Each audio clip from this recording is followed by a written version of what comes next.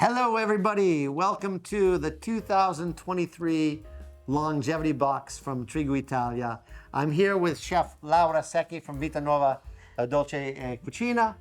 Thank you, Laura. Hi, everybody.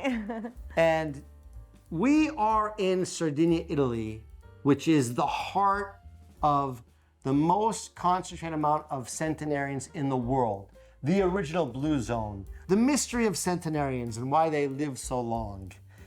It's not hype, it's a real thing. And it's about what you eat, how you live, how you interact with people.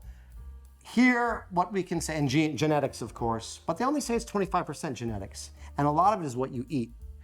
And when you interview a centenarian, what they will say is, you say, what did you eat when you were a kid? Minestra, minestrone. So that's why you chose minestrone. Yeah. Here we've collected some of the most representative products from the centenarian's diet. That's why we've called it the longevity box.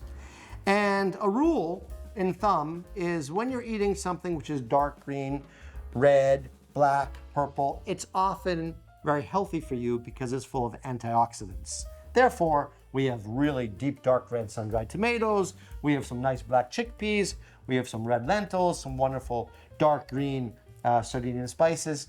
So these are the ingredients today that we're going to use to make the black chickpea soup from Laura Secchi. Laura, please enlighten us.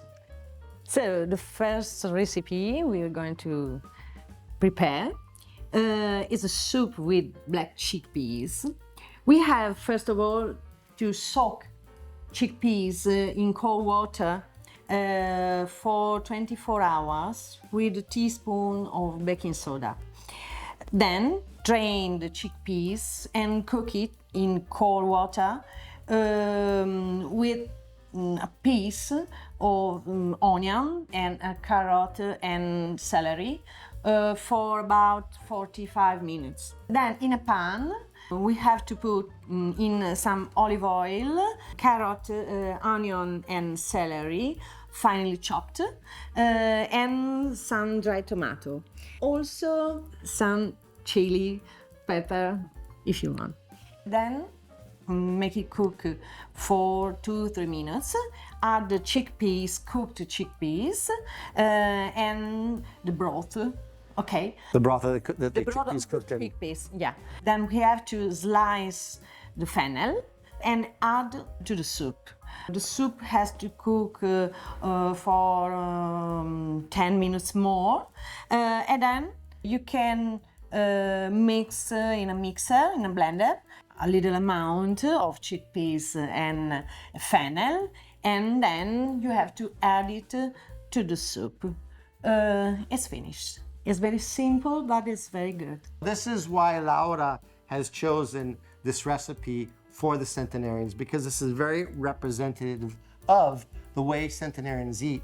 And the example of this recipe is in its simplicity, and the quality of the products obviously is extremely important. Thank you, Laura, for this Thank you, John. Wonderful centenarians soup, and I hope that you can make it and have a long, happy, healthy, active, socially connected life.